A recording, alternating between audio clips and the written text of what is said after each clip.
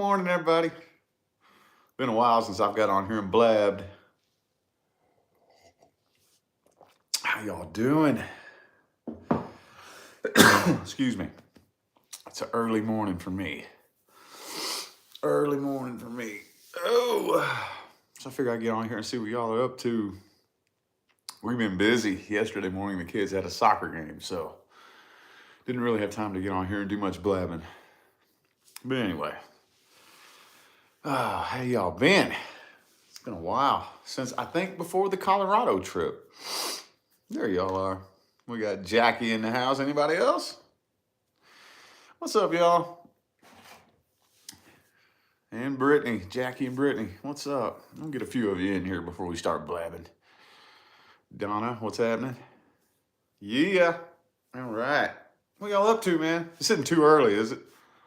I keep forgetting. See, it's like 5 a.m. here in Vegas. So if y'all are on the East Coast, it's probably like, what, 8 a.m., something like that?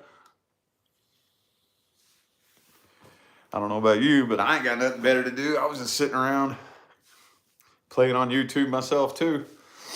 Man, I'm kind of getting annoyed a little bit with this new little social media trend with these shorts. You know, little short videos you scroll through. It's a little bit addictive, isn't it? Kind of bothers me a little bit. Kind of bugs me a little bit. It's like, what? TikTok started that shit. Ever since TikTok started it, every other social media platform has to do it now, you know? It bugs me because it gives you a really short attention span, and I think that's why they're doing it. You know? Like, I put content on the internet, and I would have to think, I would have to put a lot of work and effort into figuring out how to not just put content on the internet, but like put an important message that would get your mind thinking, to be able to plant a very important seed in a 1-minute video, you know? So, anyway, yeah, that's what I've been laying here doing, flipping through the little shorts on YouTube. So anyway, we had a good little trip. We're still getting kind of adjusted. Every time we leave, I think we've talked about this before. Every time we leave, we come back and our vibe's all like out of whack because we have a very special vibrational empire that we've built here, you know? So we're still getting kind of adjusted. You know, went to Colorado. We made the decision. I think it was Leah's idea. I don't remember whose idea it was. But anyway, we made the decision to go on one big vacation every year. And I picked the next destination. I want to go to Gatlinburg, Tennessee next year. That was like my favorite childhood getaway, man. We used to do that at least once every year or two. And Leah's never been. She's never been over there. So I was like, you would love it. You would love it. She likes that little small town vibe, you know? So I was like, if you like that little town in Colorado was weird, man. That town reminded me so much of the town I grew up in. So much of it, you know? Yeah, Dollywood's over there too, yeah. That little town in Colorado just looked like somebody went to Indiana and fucking scooped up a big piece of Indiana and dropped it in Colorado is what it looked like. You know? It's a strange feeling, but it was a fun trip, man. It's a fun little trip. Speaking of trip, I ate mushrooms with Case, dude. I show up there, I got my first session, and then we're sitting there hanging out, and I don't remember how it got brought up, but he's like, shit, you want to go out and do something? I'm like, yeah, sure. He's like, here, you want some of these? He pulled out some shrooms. I'm like, yes, dude, I haven't done shrooms in forever. So he handed me a bunch of shrooms, and we ate shrooms and fucking... We got all trippy and walked around town and hung out. It was so cool, dude. Oh, it was so cool. Yeah, I don't know. I don't know when we're going to go. We're going to go at some point next year. It would be a good idea, though, to go in fall, though, wouldn't it? It would be a good idea. Yeah, I hadn't done mushrooms since I was 18. 18, you know? And that was the one thing that I've been saying. You know, because back in the day, man, especially when I was a teenager, I had no limits. I was balls to the wall, fucking nuts, man. I had no limits back then. And I mean, I say this all the time. People think I'm joking. People think I'm joking. I'm really not joking. Like if you could have convinced me that I would get high if I smoked a crumbled up dog turd, I would have done it. It sounds like I'm exaggerating. I'm not even exaggerating, dude. Like I had no limits back when I was a kid. I just went nuts, man. I went nuts. I went crazy. I was pretty fucking mentally unstable until my spiritual awakening. You know, I've said that before. A lot of people experience the exact opposite. You know, people say that they go crazy when they have a spiritual awakening. Not me. Until I began my spiritual journey, my awakening path, my head was off its rocker. And then as soon as I started to awaken and start to remember and realize what's going on here, I'm like, oh. And my head leveled out. My head leveled out, you know? So anyway, yeah, that was cool. I would have to say, man, there's a lot of things that I've experienced since I've been on my career path. I would have to say that's one of the coolest fucking things I've done, man. That's one of the coolest things I've done. I got to go fucking eat mushrooms with Case from Everyday Masters, you know? That's one of the coolest things I've done. I don't know, flying a helicopter through the Grand Canyon was pretty cool. That was a cool experience, but anyway, it was a good little trip, man. Yeah. Yeah, no, that's what I said too, Jackie. That's what I said. I said that shrooms is probably the only thing that I would do again. About the only thing I would do again. None of that other shit. See, and it's kind of a good thing too, because I did drugs all throughout my teenage years and up into my early 20s. I was a fucking druggie. But mainly my thing was pharmaceuticals. I was a pillhead. I mean, I didn't have any limits, but I preferred doing pharmaceuticals, you know? That was my preference. And then right around the time my grandpa died, back in the day though, dude, man, it was just, I get on payday, when I get my paycheck from my job, I just go through my phone and I would have a list of people and you could always find something. There was fucking always something on the streets. I mean, narcotics were like candy, you know? And then all of a sudden, and a lot of people will go down to Florida because there were a lot of crooked doctors in Florida, you know? People would go down to Florida and I mean, just pills were so easy to find. And then right around the time I was, like right after my grandpa died, that was in October 2011. So the next year, 2012, is when I turned 24 in February. So yeah, right around that year is when they really started cracking down on that, like crazy. Like you had to like be certified and everything. You could not like you could go into the emergency room with a broken arm. They'd be like, "Yep, here's some aspirin." You know, they cracked down on it so hard. So if you could find something, it was insanely expensive. And right around that time, I was like, "Man, you know what? This just isn't doing it for me anymore anyway. It's getting too expensive. Can't afford it. You know, you're talking about like $150 for a pill? Are you fucking kidding me? $150 for a pill? Of course, I mean, it was a really, really strong pill. You know, but that was all that was on the streets. These pain pills or whatever. I was like, man, fuck all that. You know what? I'm gonna go where my drug dealer's always open. It's cheap and it's legal. And that's when I started drinking. When I was 24. And I battled alcoholism, you know, pretty much ever since up till last year, for the most part. And of all the shit though that I did back then, I said the same thing. I was like, man, I'll do mushrooms again though. And it was cool too, man. It was fun. It was fun. But anyway, I'm rambling. Yeah, I've done me some of that coke too. Oh yeah, I've done it all. I've done it all. You name it, I've done it. Promise you that. Promise you that. There's not a whole lot. I can't think of anything you can name that I haven't done. I got a pretty wild story behind me, dude. Pretty wild. But it's cool. I'm just glad that I ended up leveling out. I'm glad, you know. I still know some people, man. There are still some people that I was hanging with back in my heyday of doing all that shit. There's still some of them that are still doing the same thing.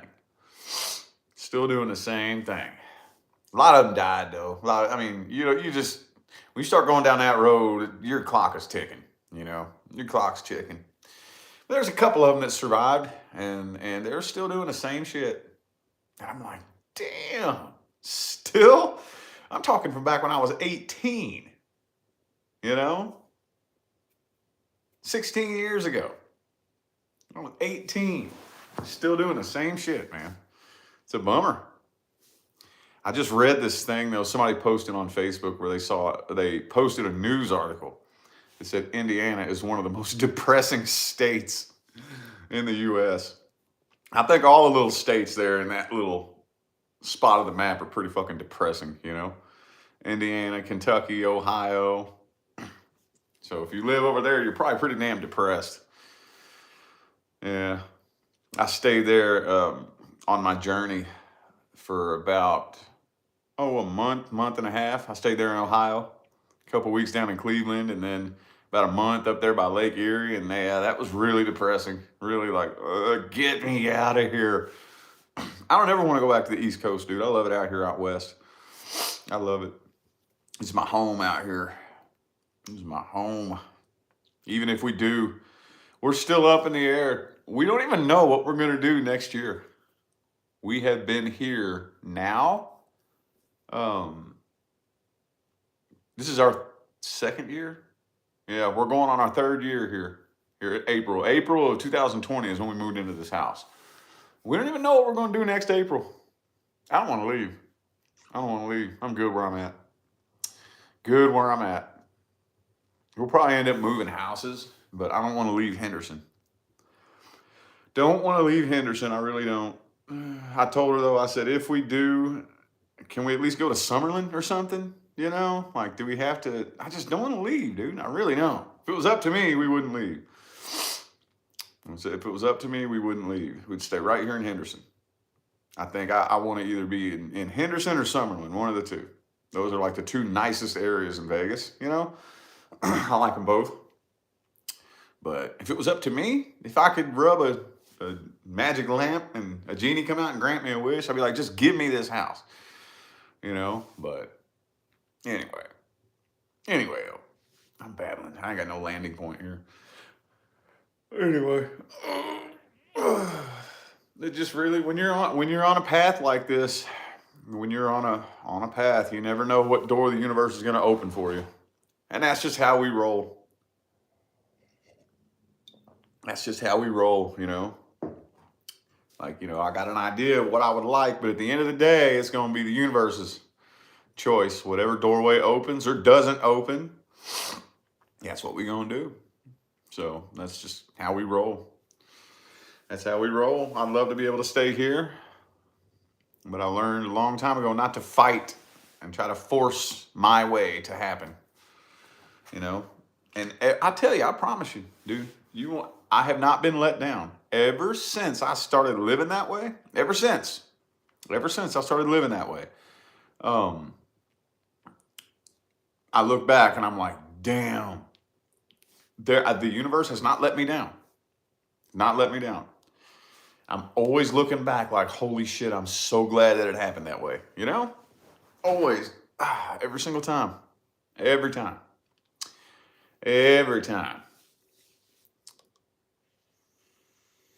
Yeah, Florida's cool. Pretty sure that's where my mom's still at. Pretty sure. Haven't heard from her in a while. That's pretty cool over there, though. No scenery, though. Not really. I mean, you got, unless you're on the edge and you got, beach scenery and the ocean and shit like that, but ain't got no mountains or nothing. I'm a big scenery dude, I like to, wherever we're moving to, I want to be able to look around and see some pretty shit. That's just me. If you come from where I come from, man, there is no scenery over there. Where I grew up, the New Albany, Louisville, Kentucky area, ain't no scenery. Ain't nothing pretty. It's just ugly. It's just depressing and ugly and Yeah, Florida's pretty cool though.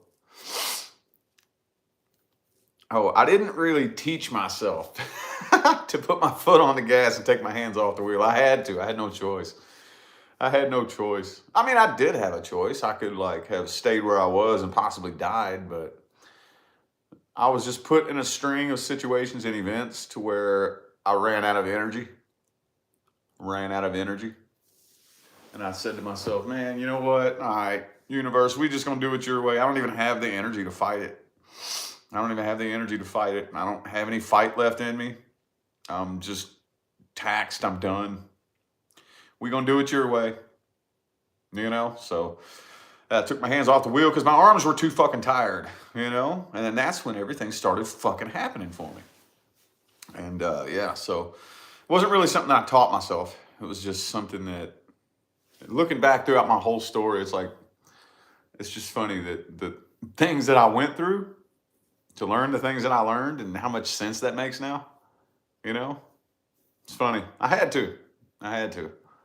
Had no choice. And now it's easy, though. It's just my lifestyle now. Just my lifestyle now. Like I was saying a minute ago, we don't know next April what we're going to do. Have no clue. But we just going to knock on doors and see which one opens. Proverbial doors, you know. But anyway.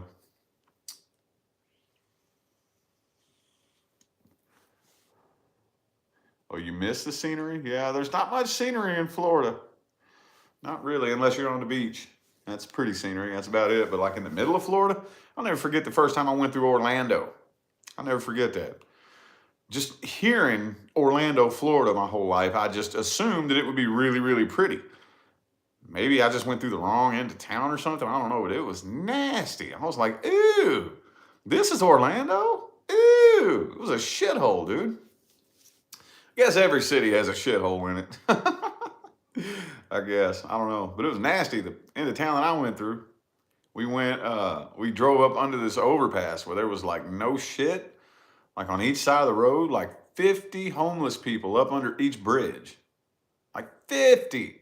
Not just 2 or 3, like 50. They were crowded up under them bridges. I'm like, God damn, dude. You know? But anyway, maybe every city has that. I don't know. I don't know.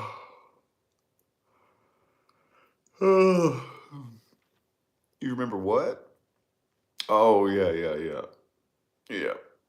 And from Arizona to Henderson, yeah.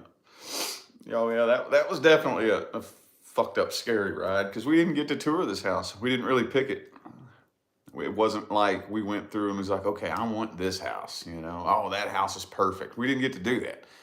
We just the first house that would let us in, we took it. It was right when the lockdown started happening and nobody would let us in. Nobody. We kept getting denied everywhere. Like, what the hell? So we just took the first house that would let us in and we toured it the day we moved in. I love it though. I love it. I feel totally at home. And I know the way it works, so there's a really good chance. I have a feeling and I know what's going to happen.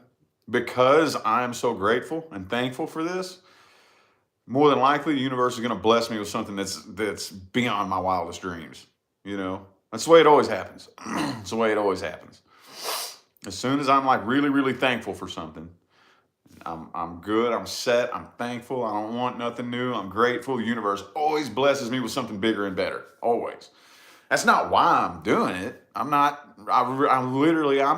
I'm good. I don't need nothing more. I don't need anything fancier. I don't need anything bigger or better. You know, the past couple of years of my life have really taught me a lot about, you know, the perception and the illusion of big fancy things, you know. It's all a big illusion. It's all a big show, you know, and it's a really convincing illusion. But yeah. Nice, fancy things, just a big illusion. Money, it's just a big illusion. It's all just a big illusion. And all it is control over your perception. That's it. That's it, you know? So I would say the past couple years, really big learning experience for me. And I'm like, I'm the type that I don't have like an in-between. You know, I either want to like be bougie or a complete and total minimalist fucking gypsy, you know, one of the two, not anywhere in the middle. I want to either be fancy and bougie or have nothing and just live out of an RV or some shit. You know what I mean? I don't know how to explain it, but yeah, no, that's not why I'm doing it. I'm not trying to manifest something bigger and better. That's just what the universe always does. Always, always. Like whatever I'm complaining about and bitching about, the universe makes sure that I've got to keep on complaining and bitching about it. And then as soon as I become thankful, that's when I get blessed every time. And I really, really am thankful for where I am in life. Very thankful. I'm very happy. I'm not, even if the universe never gave me anything more than what I have right now, I'm fine with that. I'm totally cool with that. You know, totally cool with that. Because it's not, I mean, it's not the things that make you happy anyway. It's not the things that make you happy anyway. I think that if I was still in that mentality, you know, like we all have been, we're all born into this system that kind of convinces us that we have to look out here for our happiness. We've all done that. We've all fallen for that. Don't say you haven't. Yeah, you have.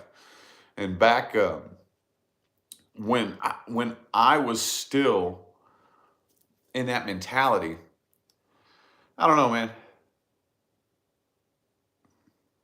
I don't know. I don't know. It's never mind. I forgot what I was gonna say, but I'm good where I'm at. That's the point that I'm making. I'm good where I'm at.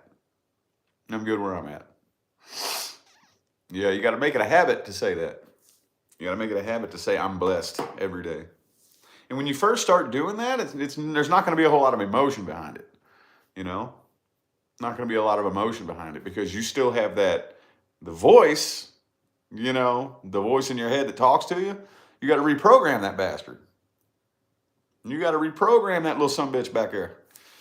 You know, and it's underneath of your conscious awareness. It's like right in between your subconscious and your conscious mind is that little voice that talks to you. It says, oh man, I need a bigger house. Oh, I need a nicer car. Oh, I need more money, you know? And yeah, no, that's not what you need. Those things don't bring you happiness, you know? For the first time in my 30s, this is what I was going to say a minute ago. For the first time in my 30s, I've experienced what true happiness feels like. You know, I've experienced what it feels like to be happy for no reason. And that is when I started getting blessed. It wasn't until I learned that I really started getting blessed, that my outside world started transforming.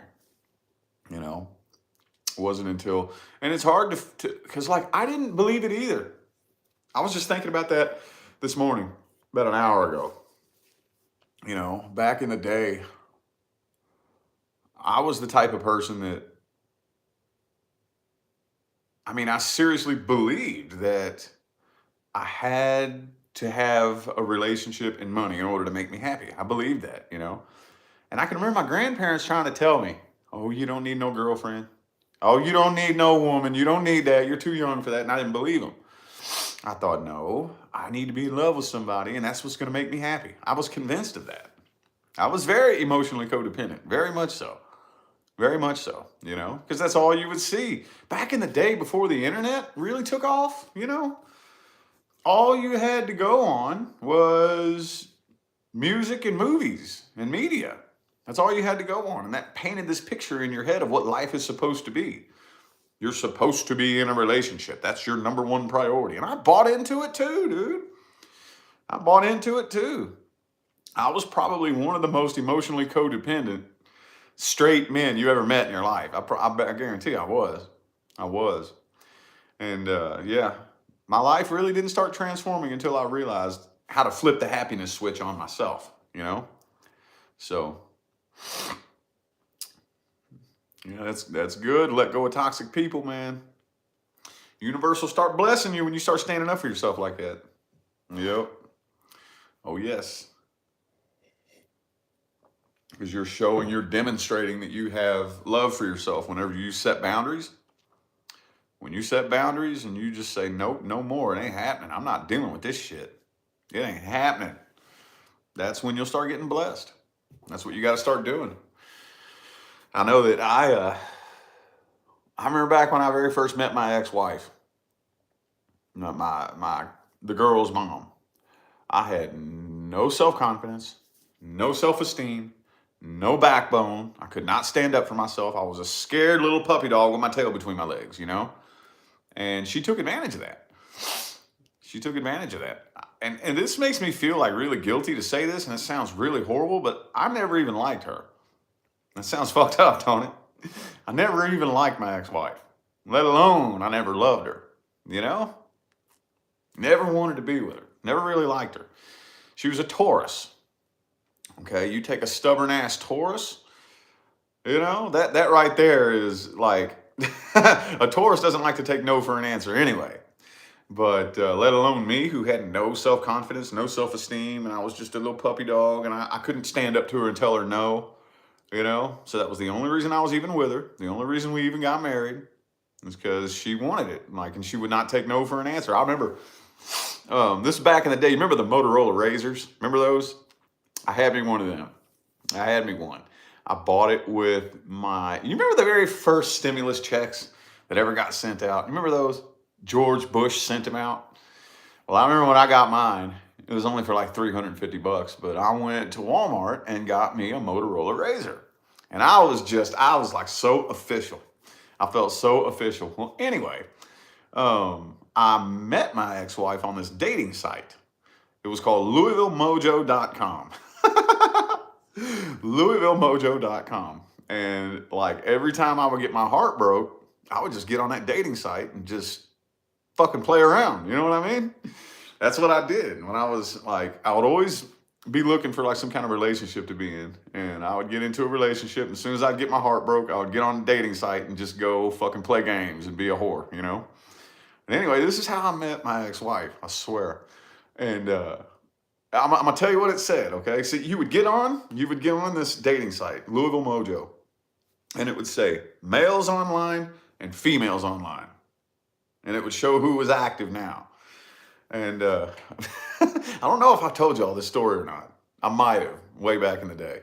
But I saw this one, and it just, all it had was like a profile picture and like a little brief description of who you are and what you're looking for and this and that. And I swear, I shit you not, this one, it had her picture on it. And it said, lesbian couple looking for a boy toy. That's what it said. And I'm like, oh my God, you know everybody's going to be on that. Oh, Ed, that inbox is going to be so fucking full. So just being a smartass, I said, hey, where can I apply for this position?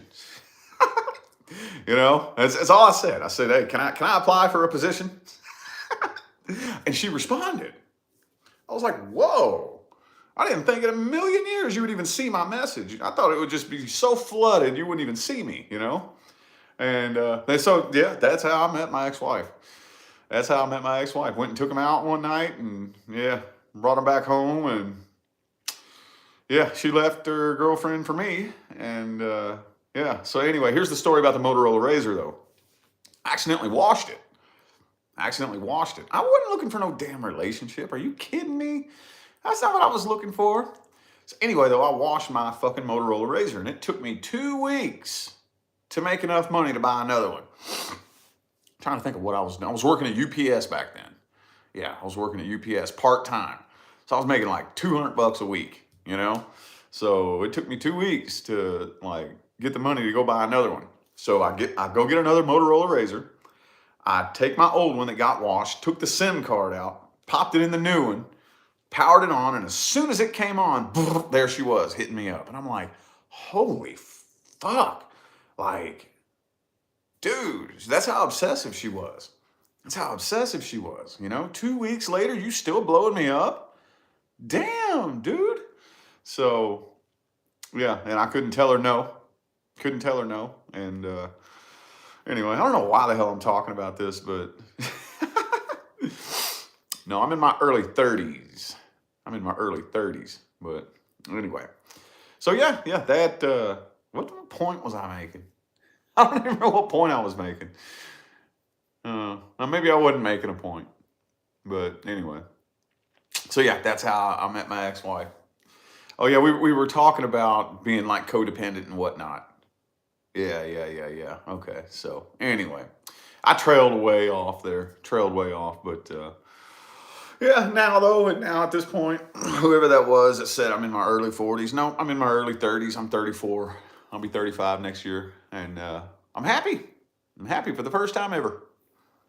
Happy for the first time ever. When I was 31, I want to say when 30, no, it was right when I turned 30, as a matter of fact. Right when I turned 30, I started learning how to just be happy with nothing. I started learning how to just be a happy person. And that's when I learned it. And that it wasn't until I started learning that, until I started realizing, oh, okay. So it's not the things in my life that are going to make me happy. I make me happy. And the minute I had that realization, and I started working to increase and raise my vibration myself, that's when everything started transforming, you know? That's when I started getting blessed.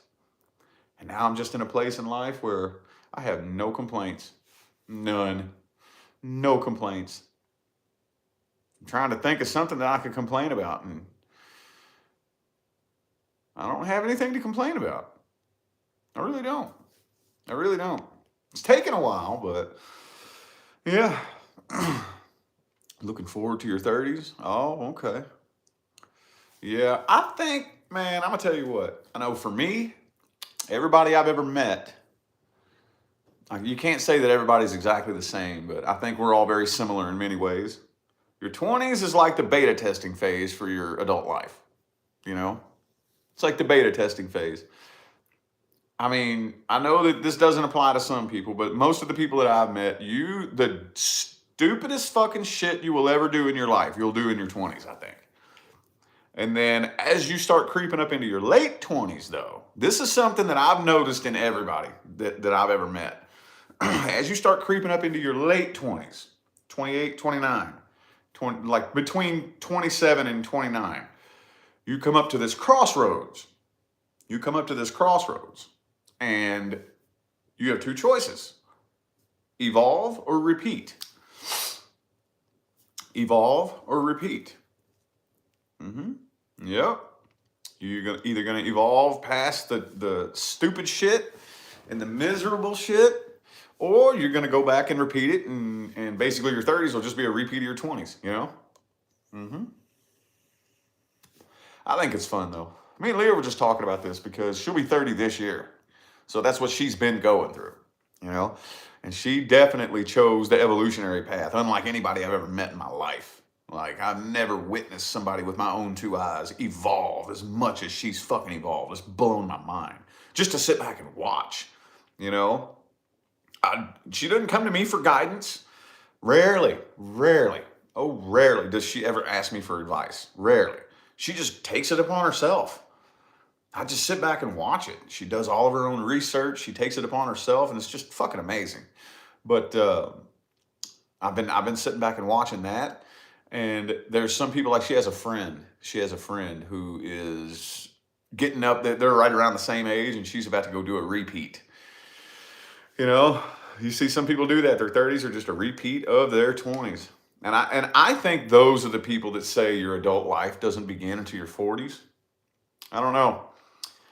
I could be wrong on that, but I've heard many, many people say, oh, your life doesn't even begin until your 40s. I've never experienced that, so I can't really speak on it, but my 30s have been pretty fucking amazing so far. That's all I'm saying. You know, all the hell I went through, my 20s were horrible too. I wouldn't wish that decade of my life on anybody. Oh, my 20s were a living hell. And I'm talking complete and total 180-degree turnaround. Complete and total. Matter of fact, and I'm going to do a video about this after I get off of here. 7 years ago today, I wrapped a belt around my neck and tried to kill myself. That was 7 years ago today. That's how bad my 20s were. Well, that's when I got stuck in the mental hospital. Hang on. Yeah, 7 years ago. Yep. And then right after that's when I went homeless. Yep, I lost everything. Fucking got my car repoed, and yeah, it was just a yeah. So I mean, at that 7 years ago, you couldn't have told me. Many people tried, but you could not tell me that I'm needed here. There's no way that you could have convinced me that my kids need me, that my family loves me. You know, you could not convince me of that. I was convinced that I was a mistake that did not need to be here and that the world would be much better off without me here. I was convinced of that. You know, now, 7 years later, the only thing that really keeps me alive is how much I know I'm needed. You know? Yeah, yeah. That's the only thing that keeps me alive. I'm not scared of death. Not scared of that at all. The only reason that I don't want to die is because I know there's 3 ladies down the hall down there that would be absolutely fucking traumatized if something happened to me. You know? Complete and total 180-degree turnaround. I mean, like night and day opposites from my 20s to now. That's how bad it was, and that's how good it is now, you know? So, anyway, been one hell of a ride, man. One hell of a ride. Yeah, I guess it was kind of sad. I guess it was kind of sad. I mean, the funny thing about it is, though, to be 100% real with you, and I've heard other people attest to this, that when you're suicidal like that, the crazy part about it is whenever you really, really, really cross that line, there is no emotion, you know? There is no sadness. People who just have suicidal thoughts are sad, you know? Sadness will cause suicidal thoughts, sadness and depression and whatnot. But when you get to the point to where you're really about to do it, like it's not just thoughts, you're like planning it and about to do it, there's no, like, you're numb. Completely and totally fucking numb. There is no I'm sad. There is no I'm mad. You're not sad. You're not mad. You're not angry. Nothing. You're just numb. There are no emotions left. It's like, I'm out of here. Deuces, you know? I'm out of here. So, no, I mean, I guess hearing me talk about it could be sad, but I mean, I don't know, man. It just, there's not really any words that you can put to it. Not really any words, you know? Not really any words. And no, it's not, and that's another thing too. It's yeah, it was a form of being self-centered. It was a form of it, but I was like, actually, I was convinced in my mind that I was doing everybody a favor by leaving and escaping this planet, you know? So yeah, it's weird, man. It was a crazy. And then it wasn't too long after that. Let's see, April 2015 is when I did that. And then I spent a month in a mental hospital after that. Because the belt broke, dude. The belt broke. The universe would not let me leave. That was so crazy. I could not believe that happened. It was a big, thick ass belt, you know? You know those big, thick belts that have the two, like all the way from the buckle to the end, they have those 2 holes? You know, you get them at Walmart. Fucking thick, heavy duty. How the fuck? That's what I used. That's what I used. And I hit up, though, I wrote the police department and told them that they needed to come get my kids, you know?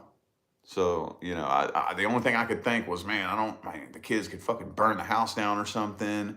No telling how long it would take before anybody comes over, and there's 2 little kids up here. So I hit up the police department and say, hey, you got to come get my kids now.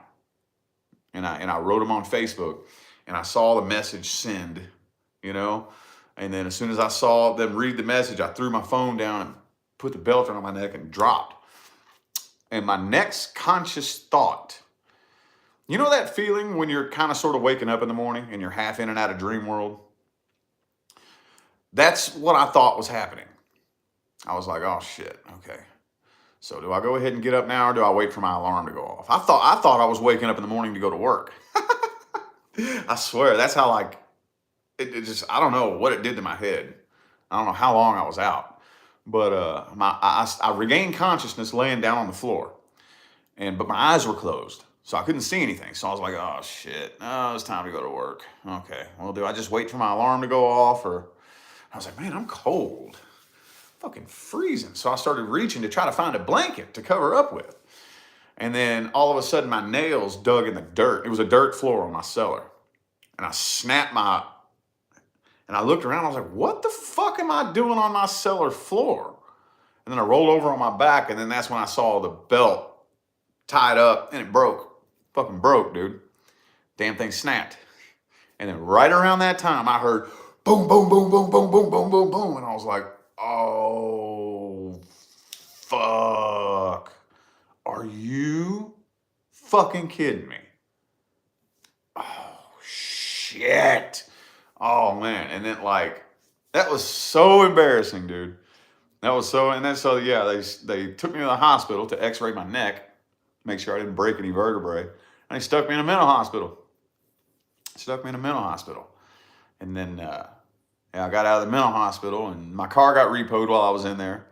And my job held on to me, though. They held on to me. And so I still continued to work about another month or two after that. And I was just spiraling downhill until I finally lost that job. And then I lost that job and just lost everything. And after that's when I went homeless, lived under the bridge for the rest of that year. And then found a homeless shelter in December. And that's pretty much where it all began. That's where it all began that year. Started off on April 10th with a suicide attempt. And then after the mental hospital, I lost everything and then went homeless. And then stayed homeless the whole rest of that year, however long that was, the whole rest of that year. And then once I turned myself into a homeless shelter, that's when my journey began that led me here. That's where it began, because that's when when I was in the homeless shelter, that's when I very first discovered the law of attraction for the first time, you know? And then not too long after that, after I got up out of the homeless shelter, that's when I started discovering, that's when I first heard the phrase light worker, you know? And that's where it all began right there. That's where it all began. That was like the tower moment, the year. It's kind of weird though, because I think back on it, and it's like, I did kill a part of myself, you know? I killed that old part of myself. That makes sense? Because it kind of seemed like after that happened, I was not suicidal ever again after that. Ever again. Even after I lost everything and went homeless, I still wasn't suicidal. Because I remember thinking to myself, man, I lived through this shit? That was embarrassing, dude. That was the most embarrassing fucking shit. You know? That was so embarrassing. I lived through it and made everything worse. than it already was. And so, yeah, I wasn't ever suicidal again after that. And it was like that was the tipping point that made me transform. So I might have jumped timelines. I don't know. Maybe on one timeline I did die. I don't know. But I just think it's awful damn weird that big thick ass belt buckle snapped and broke like that, you know? It was like universe was like, motherfucker. Oh no. And then I have too had a psychic tell me one time, who at the time didn't know me, didn't know anything about me, said, you have a lot more spirit guides than your average person. So what do you mean? And I don't remember, I'm just saying random numbers because I don't remember the numbers that she said. She said, like, you know how your average person might have 2 or 3 spirit guides around them at all time? You have about 15 or 20. She said, they're telling me that they've had to work really, really hard to keep you here. You should have been dead. Many, many times. You should have been dead. There is no legitimate excuse as to why you're still alive. And I was like, yeah, that's kind of true. Suicide attempts, drug overdoses. You know how many times I've OD'd? Alcohol poisoning. Man, the other side would not let me leave, straight up. And then, but that's when I was sitting in the mental hospital, because I planned for that, dude. I planned for that. That wasn't just random. I spent like 2 or 3 months planning that. And I planned for it. And I was like, all right, I planned this for like 2-3 months and executed it perfectly. This was a fail-safe plan and it still didn't work. I'm not allowed to leave. And that's what I remember thinking that in the mental hospital. I was like, I'm not allowed to fucking leave. I'm stuck here. So that's when all those thoughts and shit like basically left my head and was no longer a part of my everyday thought process, you know. But anyway, I don't have a solid landing point with that. So, yeah, we're telling some cool stories here in this one, aren't we? I got some stories, man. I do got some stories. That's the funny thing about it. You know, the advice that I give, where do you think I learned it? Where do you think I learned it? You know, where do you think I learned all the advice that I give? It came from somewhere. The wisdom, everybody likes to say they think I'm so wise. I don't feel wise, but even if I were to be such a wise person, where do you think wisdom comes from? You don't just wake up with wisdom. You don't wake up one day and say, all right, well, I think today I feel like being the wisest son bitch that ever walked the face of the earth. It doesn't work that way. Wisdom is gained through stupid shit. You got to do stupid shit. I have done dumber shit than you could ever dream of doing. Yep, I sure has. It's all good though, man. It's all good. It's all good. I'm thankful for it. I wouldn't change anything. Wouldn't change nothing. And I promise you, whatever you're going through right now, I promise you, one of these days you could be very thankful that you went through it. That's the thing. That's the crazy part about it. Everything that I went through now, I'm so thankful that it went down that way. I wouldn't go back and change anything. Wouldn't go back and change it. Wouldn't change a damn thing. Even if you put a time machine in front of me, I would tell you to shove that time machine up your ass, you know? So, anyway. It is going to be time for me to hop out of here in a couple minutes, though. I just wanted to get a good little old chat in because it's been a while since I've done this. Been a while, and here over the past, like yesterday, we were super busy in the morning. And we're busy this morning, too. I got to wake her up here. What time is it? Got to wake her up in about an hour. A little over an hour, about 7 o'clock. She's going to the animal shelter and volunteering for the animal shelter this morning. Oh, I am so sore. Oh, Friday was about the most intense leg day Coach Drew has ever put me through. Whew. I'm hurting. But anywho. Yeah, I think I'm going to go ahead and hop on out of here. It's about that time. We touched on some good topics this morning. And you know what I always say? As long as one person can take one thing that they heard me say and use it to change their life, that's all I'm really doing here, man. So I know at least one person needed to hear something that we talked about today. So I'm going to go ahead and get out of here, y'all. I got a bunch of personal readings to do, too. Big old bunch of them came in yesterday. So I'm out of here. Thanks for tuning in.